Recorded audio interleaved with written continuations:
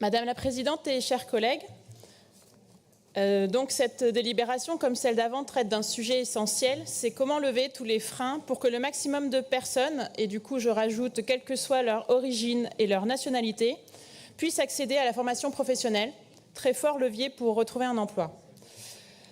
S'il y a plus de 20% d'entrée en formation professionnelle, comme l'a dit mon collègue qui n'est plus dans la salle, c'est que les inégalités repartent à la hausse en France, notamment dans le travail et dans l'éducation. C'est ce qu'on a pu lire dans le rapport publié par l'Observatoire des inégalités il y a quelques jours.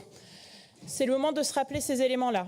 Comment ne peut-on pas se révolter quand il est confirmé qu'actuellement en France, les 10% des Français les plus favorisés récupèrent 24% des revenus et que ces mêmes 10% possèdent quasiment la moitié de l'ensemble des patrimoines.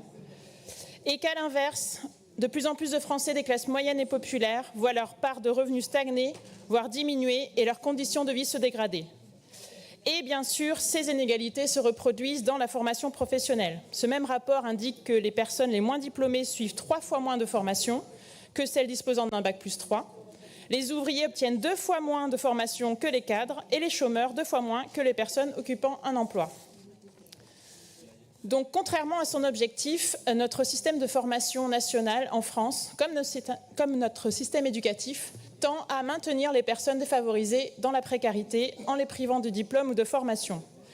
Donc, c'est pourquoi nous saluons cette délibération, comme d'ailleurs la précédente, qui permet de clarifier et faciliter l'accès à la formation et à la rémunération pour les personnes qui en ont besoin, et en particulier les plus précaires. Et laissez-moi faire un petit focus parmi les plus précaires sur ce qu'on oublie souvent, c'est les familles monoparentales.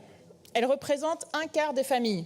Dans cette salle, il y a des femmes, surtout, qui sont à la tête de familles monoparentales, parce que 82% de ces familles monoparentales ont une femme à leur tête.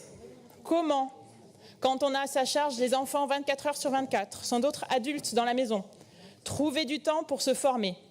Et dans ces conditions, impossible de se déplacer 3 jours à l'autre bout de la région pour suivre la formation qui correspond le mieux à ses besoins pour retrouver un emploi.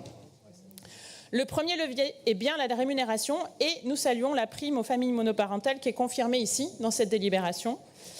Mais ce n'est pas aller assez loin. Quid de l'aide à la garde d'enfants pour plusieurs jours? Quid du développement des formations à distance? Tous les leviers doivent être mobilisés pour aider ces femmes, puisque ce sont elles les principales concernées, à avoir les mêmes chances que tout le monde pour accéder à la formation professionnelle. Je vous remercie.